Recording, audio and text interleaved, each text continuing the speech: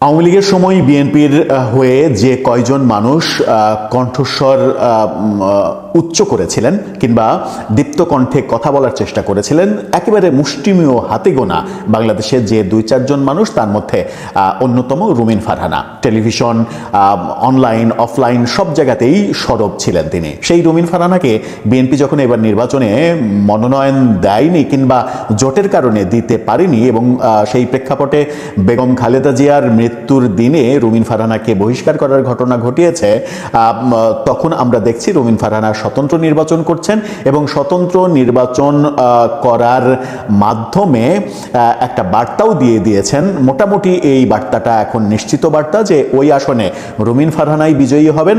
বিএনপির জোটের জমিয়তের যে প্রার্থী, সেই প্রার্থী একেবারে পাত্তাই পাবেন না। সেরকম একটা মুহূর্তে গতকালকে রুমিন ফারহানাকে প্রচণ্ড উত্তেজিত মনে হয়েছে এবং রুমিন ফারহানা বিএনপির একটা গোপন তথ্য ফাঁস করে দেওয়ার চেষ্টা করেছেন। সেটা বিএনপির জন্য খুব একটা ভালো হলো না বোধহয়। রুমিন ফারহানা বিএনপির উপরে এখন বেজায় ত্যক্ত, বিরক্ত। গতকালকে বিএনপির গোপন কথা, অর্থাৎ বিএনপি তার সঙ্গে যোগাযোগ করছে, নানা ধরনের অফার দিচ্ছে। এই ব্যাপারগুলো যেমন বলছেন, তেমনি নির্বাচনের আচরণবিধির বিভিন্ন বিষয় দেখভাল করা নির্বাচনী কর্মকর্তা ও তার সামনে তার সাথে বেশ রূঢ় আচরণ করার ঘটনাও দেখেছি এবং তাকে বলতে শুনেছি যে আমি রুমিন ফারহানা, আমার কোনো দল লাগে না। হঠাৎ করে রুমিন ফারহানার মানে এতটা উত্তেজিত হয়ে যাওয়ার কারণটা কি, চলুন একটু জেনে দেখি। রুমিন ফারহানাকে নিয়ে যে ভিডিও ছড়িয়ে পড়লো, কি কি ঘটনা ঘটলো তার নির্বাচনী এলাকায়। থাকবেন পলিটিক্স টিভির নিয়মিত আয়োজনে।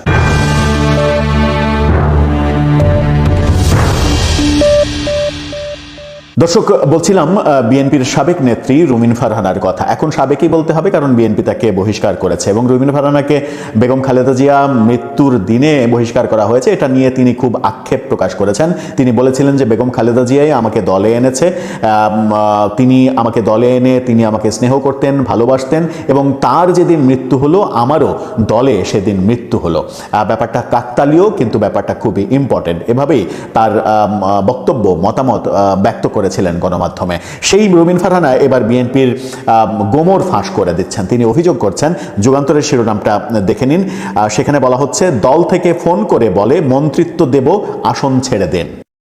এই কথা যখন যুগান্তর বলছে, তখন আমরা দেখছি সময় টেলিভিশন ভিন্নভাবে ব্যাপারটাকে উপস্থাপন করছে। সময় টেলিভিশনের ফটোকার্ডটা দেখলে বুঝতে পারবেন।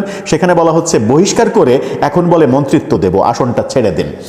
তার মানে হচ্ছে যে গতকালকে রুমিন ফারহানা অনেক বেশি ক্ষেপে গিয়েছিলেন। তিনি তার নির্বাচনী এলাকায় নির্বাচনী প্রচার কাজ চলাকালীন এই মন্তব্যগুলো করেছেন এবং বিএনপি থেকে তাকে মন্ত্রিত্ব দেওয়ার অফার করা হয়েছে, এই ব্যাপারটা বলেছেন। এটা বিএনপির জন্য খুবই বিব্রতকর একটা ব্যাপার, কিন্তু এই ব্যাপারটা মিথ্যা হওয়ার কথা নয়। কারণ রুমিন ফারহানা যে আসনে, ব্রাহ্মণবাড়িয়া 2 আসনে নির্বাচন করছেন, ওখানে জমিয়তের দ্বিতীয় নেতাকে যে মনোনয়ন দেওয়া হয়েছে জমিয়তে ইসলামীর, তার রুমিন ফারহানার সঙ্গে জিতে আসা কোনোভাবেই সম্ভব নয়। ওখানকার মানুষদের বিভিন্ন ধরনের বিভিন্ন খবর যেগুলো গণমাধ্যমে আসে এবং বিভিন্নভাবে যেগুলো জানা যায়, তাতে নিশ্চিত যে রুমিন ফারহানা স্বতন্ত্র এমপি হয়ে চলে আসবেন। সেই ক্ষেত্রে এমপি হওয়ার পরে তার বহিষ্কারাদেশ প্রত্যাহার করা হবে কিনা সেটা একটা বড় বিষয়।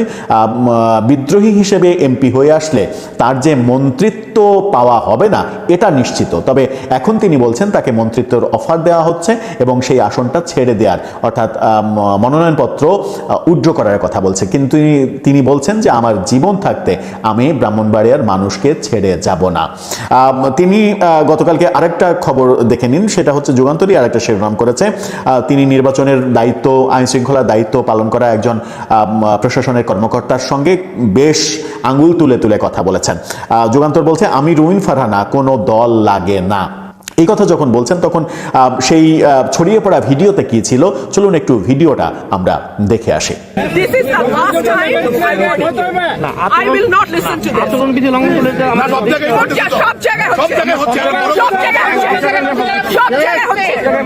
আপনি পারলে থামাই দেন, আজকে আমি ভদ্রতা কিছু করতে পারেন না, এইরকম দেখাই আপনাদের। খোঁজ নেন, প্রশাসনে বসে আছেন, খোঁজ নেন। আমার এই যে কথাগুলো মানে আমি যদি আরো স্পষ্ট করে বলি তাহলে মানে মত বিনিময় সভায় নির্বাহী ম্যাজিস্ট্রেটের উপস্থিতি দেখে তিনি ক্ষুব্ধ প্রতিক্রিয়া ব্যক্ত করেন। তিনি একটা মত বিনিময় করছিলেন, অর্থাৎ মত বিনিময় সভা সেটা নির্বাচনী আচরণবিধি ভঙ্গের কথা বলা হচ্ছে, নির্বাহী ম্যাজিস্ট্রেট সেটা বলছেন। কিন্তু আমরা রুমিন ফারহানের ব্যাপারে এতটা সোচ্চার যখন আমরা দেখছি, তখন আমরা দেখছি যে গণমাধ্যমে প্রতিদিন বেশ কয়েকটা করে ভিডিও, মানে গণমাধ্যমে তো অবশ্যই সামাজিক যোগাযোগ মাধ্যমে অহরহর ভিডিও ছড়িয়ে পড়েছে এনসিপি নেতা নাসিরউদ্দিন পাটোয়ারির ঢাকা ৮ আসনে নির্বাচনের ক্যাম্পেইন করার।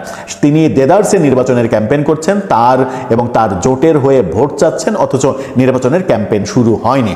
সেই ক্ষেত্রে নির্বাচন কমিশন একই দেশে বিভিন্ন দলের জন্য কিংবা রাজনৈতিক দলের জন্য এক আচরণ, স্বতন্ত্র প্রার্থীর জন্য আর এক আচরণ, এই নীতিতে বিশ্বাসী হয়েছে কিনা এবং তার কারণে রুমিন ফারহানা বেশি খেপে গেলেন কিনা সেটা একটা গুরুত্বপূর্ণ বিষয়। তিনি বলেছেন, আমি রুমিন ফারহানা, আমার কোনো দল লাগে না। ঘটনার ভিডিওটা তো দেখলেনি। সরাইল উপজেলার নোয়াগাঁও ইউনিয়নের ইসলামাবাদ এলাকায় শনিবার বিকেলে এই ঘটনা ঘটে। নোয়াগাঁও ইসলামাবাদের বাসিন্দারা রুমিন ফারহানার সঙ্গে মত বিনিময় সভার আয়োজন করে। আয়োজনে কোনো ব্যানার, ফেস্টুন বা মাইক ব্যবহার করা হয়নি বলে স্থানীয়রা দাবি করে। অর্থাৎ কোনো ব্যানার ছিল না, কোনো ফেস্টুন ছিল না, কোনো স্লোগান ছিল না, কোনো মাইক ছিল না, কিছুই ছিল না। রুমিন ফারহানা সভাস্থলে পৌঁছালে সেখানে নির্বাহী ম্যাজিস্ট্রেট শাহরিয়া হাসান খান উপস্থিত হন এবং তাকে মঞ্চ থেকে নেমে যেতে বলেন। তবে রুমিন ফারহানা বক্তব্য শেষ করে মঞ্চ ত্যাগ করেন। এ সময় তিনি ম্যাজিস্ট্রেটকে দেখে উত্তেজিত হয়ে পড়েন। ঘটনার সময় ধারণ করা ভিডিও ফুটেজে যেটা দেখলেন আপনারা, তিনি বলেন, excuse me sir, this is the last time I warn you, I will not listen to that. এ সময় নির্বাহী ম্যাজিস্ট্রেটকে বলতে শোনা যায়, আচরণবিধি লঙ্ঘন হলে ব্যবস্থা নিতে হয়। জবাবে রুমিন ফারহানা বলেন, সব জায়গায় হচ্ছে। পাশ থেকে একজন ব্যক্তি বলেন, আপনাদেরকে বৃদ্ধাঙ্গুলি দেখায় তখন কিছু বলেন না? এরপর রুমিন ফারহানা আঙুল উঁচিয়ে বলেন, এরকম যে দেখায় আপনাদেরকে তখন কিছু হয় না। ব্যাপারগুলো জমে উঠেছিল, গতকালকের নাটকগুলো জমে উঠেছিল। প্রশাসনে বসে আছেন, খোঁজ নেন। তিনি উপস্থিত সবাইকে চুপ থাকতে বলে আবারও বলেন, আজকে শুনছি, আঙুল তুলে বলে, গোলাম, ভবিষ্যতে আর শুনবো না। আমি যদি না বলি এখান থেকে বের হতে পারবেন না, মাথায় রাখবেন, আমি রুমিন ফারহানা, কোনো দল লাগে না। একটু বেশি বাড়াবাড়ি করেছেন। তিনি বলছেন, আমি যদি না বলি কিংবা আমি যদি হুকুম দিই তাহলে আপনি এখান থেকে যেতে পারবেন না, বের হতে পারবেন না। এটা একেবারে স্পষ্ট হুমকি। কিন্তু রুমিন ফারহানার বিরুদ্ধে কোনো ব্যবস্থা নেওয়া হয়নি। আমরা দেখছি যে গণমাধ্যম বলছে, যুগান্তর নিশ্চিত করছে যে আচরণবিধি লঙ্ঘনের জন্য রুমিন ফারহানার একজন সমর্থক জুয়েলকে 40,000 টাকা জরিমানা করেছেন। বড় টাকা, বেশ টাকা, 40,000 টাকা অনেক টাকা। 40,000 টাকা জরিমানা করেছেন, কিন্তু রুমিন ফারহানার বিরুদ্ধে কোনো অ্যাকশন নেওয়ার খবর আমরা এখন পর্যন্ত পাচ্ছি না। কিন্তু প্রশ্ন শেষ কথা দিয়ে শেষ করি, সেটা হচ্ছে, রুমিন ফারহানা বিএনপির মন্ত্রিত্বের অফারের কথা যেমন বলছেন, নির্বাহী ম্যাজিস্ট্রেটের সঙ্গে এই যে আচরণটা করেছেন সেই আচরণ কোনোভাবেই করা তার ঠিক হয়নি। একটু বেশি উত্তেজিত হয়েছেন। আমার মনে হয় যে ভিডিও বার্তায় কিংবা মিডিয়াতে কথা বলেই তার এই আচরণের জন্য তার দুঃখ প্রকাশ করা উচিত, কারণ তার একটা পজিটিভ ভাবমূর্তি তৈরি হয়েছিল, সেটা নেগেটিভ পর্যায়ে চলে যাবে।